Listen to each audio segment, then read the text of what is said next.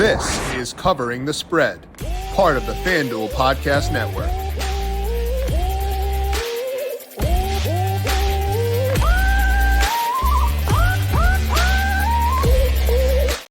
The NBA Conference Finals are set. The Celtics taking on the Pacers and the Wolves versus the Mavericks. We're here today to break down both of the series and let you know where Tom Vecchio sees betting value in the series prices and for game number one at FanDuel Sportsbook. This is Covering the Spread right here on the FanDuel Podcast Network and FanDuel Research. My name is Jim Sonis. I am a managing editor of digital media for FanDuel Research, joined here as mentioned by Tom Vecchio. Check out Tom on Twitter at Tom_Vecchio1. Find him over on the Solo Shot on the FanDuel Research podcast feed every Monday and Tuesday. Tom, happy Dinger Tuesday. Happy conference finals to you. How you doing? I'm doing great. Yeah, we are at the best games of the year. We have a long regular season. It takes a while to get here. These are four deserving teams. I don't care what anyone says. These are the teams that deserve to be here for a variety of different reasons. I think we are in for obviously the best games of the year, but these two should be extremely exciting series, especially Minnesota versus Dallas. And it's going to be a thriller for the next couple of nights, not just across the NBA, but also the NHL Conference Finals getting underway here across Wednesday and Thursday. I mean, I'm pulling for you, Tom. Got the Rangers still alive, got the Stars still alive for that future as well. So it's a good time to be Tom Vecchio right now. Yeah, it's not going to be easy every night, I guess, with the Rangers going and obviously my Stars Stanley Cup future. But, I like to say that I'm at least partially right in terms of the Stars. Like they are the best team in the West, and they're going to show that against the Oilers. But if they face the Rangers, I won't. I'm going to be rooting for the Rangers. I don't care how much I stand to win at plus 1,100 for the Stars. It's only about the Rangers. You are stronger than me. Well, we'll talk about the NBA side of things for tonight, getting underway with game one between the Celtics and the Pacers. We'll talk about that game one later on, then break down the Wolves and the Mavericks as well. But first, a reminder to make sure you're subscribed to Covering the Spread wherever you get your podcasts. Big week here on the show because tomorrow we're breaking down Motorsports Christmas. It is the Indy 500, Coca-Cola 600, Monaco Grand Prix. Nick Giffen of the Action Network will join me to break down his thoughts on Indy and the Coke 600. He was hit the winner last year with Ryan Blaney winning the Coke 600. So we'll see if Nick can run it back again for this year. Find all those shows by subscribing to Covering the Spread wherever you get your podcast. You can also find us on the FanDuel YouTube page and FanDuel TV Plus. The NBA Conference Finals are here, and you can get in on the action with FanDuel because right now, new customers get $150 in bonus bets with any winning $5 bet. That's $150 to use on same-game parlays, live bets, championship futures, and so much more. There is no better place to bet all the playoff action than America's number one sportsbook, FanDuel, official sports betting partner of the NBA. Must be 21 plus and present in select states. First online real money wager only. $10 first deposit required. Bonus issued as non-withdrawable bonus bets, which expires 7 days after receipt. Not available in North Carolina. Restrictions apply. See terms at sportsbook.fanduel.com.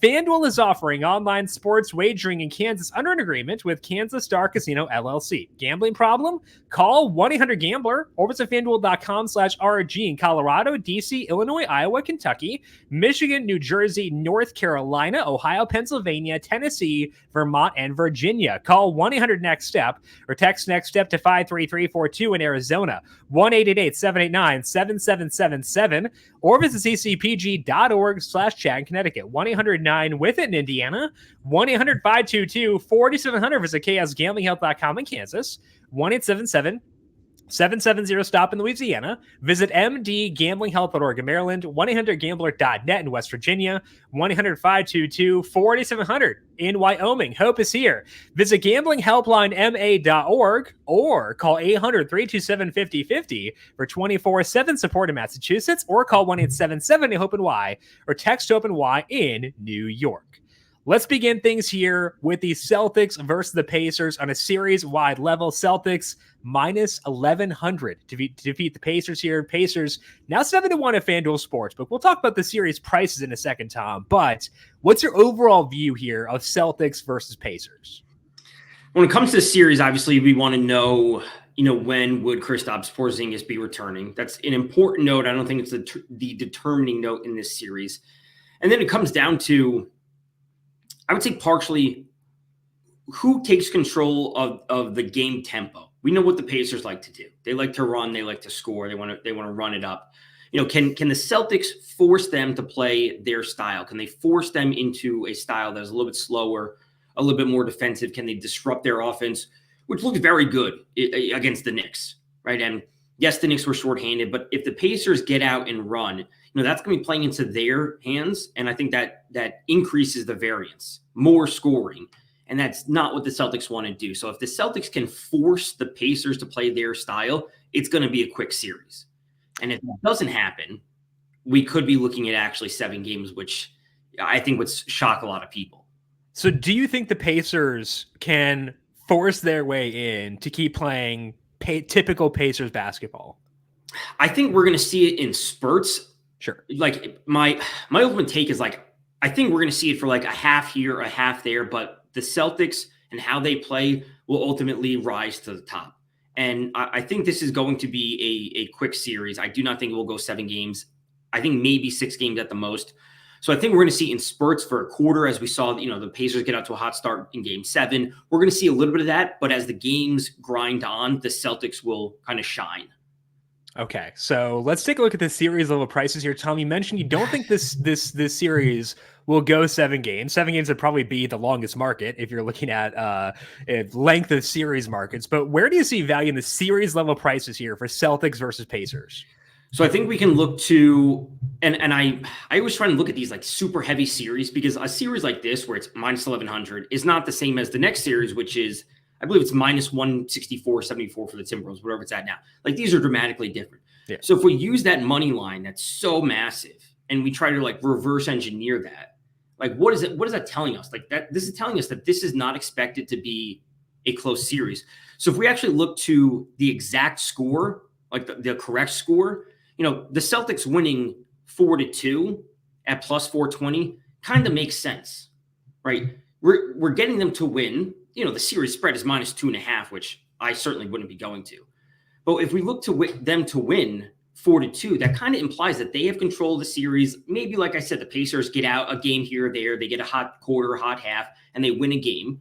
As we saw, it happened to the Cavs, it happened to the Heat, and just games for the Celtics. But the Celtics ultimately have control of the series, and they ultimately shine and rise to the top. So that is what the minus 1,100 is telling us when saying the Celtics are going to win the series. They may struggle here or there, but I'll take the plus 420 and kind of use this theory that I have or storyline that I'm building for the Celtics. And that storyline seems like it more so, I guess to me, revolves around the Pacers, where you think the Pacers can do enough to play their chaotic brand of basketball to win a couple of games along the way. Is that kind of what your thinking is there? Yeah. So if they shoot, they're shooting 70% or whatever it was in the first half against the Knicks. If they just have one of those quarters or one of those halves, right, they're just going to pile up the points and they're going to be in games. And then the Celtics are a better team. If the Celtics just have a cold half, like they did against game 2 against Miami and game 2 against the Cavs, they just lose a game because that's going to happen. Right. So if we have both of those things happening at the same time, a hot team and a cold team, they'll lose a game, but that's not going to happen over 6-7 games in a row. Right. Okay. So Tom is on the Celtics to win the series 4-2, and that price at FanDuel Sportsbook plus 420 right now. Right. Game number 1 is tonight between the Pacers and the Celtics. Right now, FanDuel Sportsbook, Celtics favored by 10. Total in game number 1 is 221.5. So Tom, in game 1 specifically, any bets you're targeting at FanDuel Sportsbook? That starts with Pascal Siakam under 7.5 rebounds. Yesterday, it was at minus 125. Yesterday morning when I was on the radio, I spoke about this. It's now at minus 142. Mm-hmm. So I still like the bet, but it's getting super, super close. If it moves to 6.5, I wouldn't bet it. If it moves past 150, I wouldn't bet it. I got it at minus 125 yesterday morning. It's a player he's averaging 7.5 in the playoffs. So it's not like we're dealing with some massive outlier where he's going to be cruising past this. Have we seen, Evan Mobley have some big games last round? 10, 11, 13 rebounds in some of these games. Yes, but both Siakam and Turner and Halliburton and, TJ McConnell, not all of them are going over their rebounding props. If that happens, this game's going to be cruising over just because I think there's going to be so many possessions. So I'm going to side with the under against just a better defensive team. And I'm going to say that the Pacers may struggle in the first game, maybe the first half of the second game, but then their offense may turn up. So I got to start slow with the Pacers. Siakam under 7.5. That number right now, FanDuel Sportsbook, as you mentioned, is minus 142. The implied odds at minus 142 are 58.7%. And you said if it gets 6.5, you're out, correct? Correct. No, I don't want 6.5, just because, again, if we do see the scoring, that's where it just happens to go over because the possessions just pile up. And what's your breaking point as far as the juice on under 7.5? Is minus, I mean, we're getting close there, I assume, right now. Minus 150 would be 60%. Where is the cutoff point for you? It's probably there at minus 150. Okay.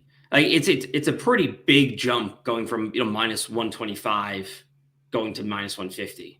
Okay, so Tom's bets for the Celtics versus the Pacers. He is on the Celtics to win 4-2. That is plus 420. And Pascal Siakam under 7.5 rebounds, minus 142 in game number 1 specifically. Let's talk about the Western Conference Finals. It is the Wolves taking on the Mavericks. You mentioned this already, Tom. The Wolves are favored minus 168. The Mavs plus 142 to win this series. And again, we'll start things off here by talking about your overall view of this series. How do these two teams match up in your eyes? I think they match up well. We saw, everything that the Wolves are capable of. And, people have talked about it for the Wolves throughout the season where like they can just throw defender after defender, wave against wave, against the opposing team's top scorer. And we saw that like shine through against the Nuggets. And they disrupted Jokic to an extent. They disrupted Murray. They also didn't get good shooting from MPJ and Gordon on a consistent basis. It is what it is. I will say, I think the Mavericks are live to win the series. I think the price is just a little bit too much.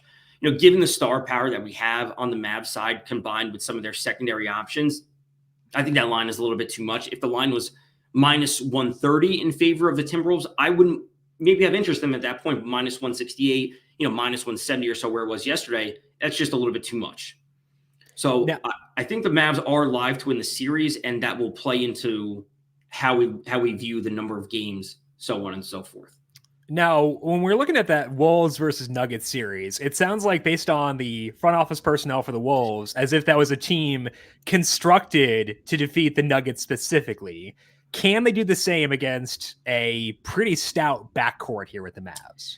Yeah, that's going to be the big difference because disrupting Jokic is one thing, but having the defenders to throw at good guards is a completely different story.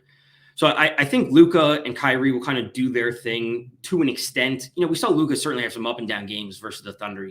As I said before, he just wasn't shooting the ball well, didn't shoot it well versus the Clippers, specifically from downtown. What we get from the secondary options from the Mavericks, I think will make or break the series for them. That's what it comes down to. So Gobert and Towns down low may actually have I'm going to say a slow series just because they may not have to do a whole lot. Sure. It's going to come down to what Edwards does, what McDaniels does. Kyle Anderson's probably not going to see a huge role off the bench. What Naz Reid does coming off the bench. Those players, I think, are going to be more determining factors than Gobert and Towns. Okay, so you see a close series in this one. What does that do for you as far as series level bets that you like, Tom? 6 games plus 200, 7 games plus 220. Okay. And this is the kind of situation I spoke about in Boston versus Toronto in the NHL in the first round series. We can come out net even here, right? You put equal amounts on at plus 200, right? If my math is correct, put an equal unit on 6 games, equal unit on 7 games. You're going to come out net even here as long as it goes this far. So I'm not expecting it to be a quick series. That's what I'm playing into, and I think that we will see the Mavs prevail. And I'm sorry to say that as a Wolves fan that you are, lifelong Wolves fan. I do think we will see the Mavs prevail in the series. I think they're live. I think we're not going to see a quick series. It will be back and forth the entire time. I would not be surprised to see every team cover the spread, the underdog cover the spread in every single game, back and forth the entire time. 6 games plus 200, 7 games plus 220, and a lack of scoring once we get further into the series. Yeah, so the way the math works on that is if you put 1 unit on both, that implies you're putting 2 units in. And if it goes either 6 or 7 games, you will get 3 units back. So basically what you're saying is that the odds of this series going 4 or 5 games are pretty low. Right. And that you're expecting to go either of those, and you lock in a 1 unit profit if it goes 6 or 7 games. Do you feel good enough about this series not being that short to have that be your payout? Or would you rather go pick either 6 or 7? If people want to pick 6 or 7, that's totally fine. I would certainly side with 6. Okay. If someone's saying I only want to have 1, I want to go to 6, that's fine. But, I play it the way I've done. I've talked about it. It's not like this is a new thing for me. I've talked about it before where it's like, I'm going to play them both. I know how the math works out. This is just something I prefer to do. And I think you could use this to say, like, do you look to the Mavericks at plus 1.5 games on the series spread? Because that's what this is implying. Because if it does go this far, X, Y, and Z. So I think there is like a lot of correlation in playoff series and how you view the markets and how you can kind of pair things together. Yeah. And you can also check out alt spreads and things like that as well to try to find where you think the best value is. So take your thesis around this series and try to identify the best route for betting that. That is a tough thing to do for betting, but it's an important thing to do for sure. Now, game number 1 for this one is on Wednesday night. Right now at FanDuel Sportsbook, the Wolves are favored by 4. Total is 207. Where are you seeing value for game 1 specifically, Tom? For the Mavericks, PJ Washington under 12.5 points. It was minus 125 yesterday. I saw it this morning at minus 128. This is a player who certainly stepped up at times in the series versus the Thunder. And the games that he cruised over and he's in the mid-20s, upper 20s in points, those games are clear outliers when he's taking 18, 19, and 23 field goal attempts in those 3 games. And when we look to the other games in the series and when we look to the games versus the Clippers, this is a player that's taking 7, 8, 9 field goal attempts on a nightly basis. So seeing 18 and 19, 23 are clear outliers. So we're banking on a very good defense that we saw from Timberwolves in the second round and a player who was just overly efficient. And maybe those games, I have to double check those games. Luka having an off game, so someone else has to score. That will happen, of course.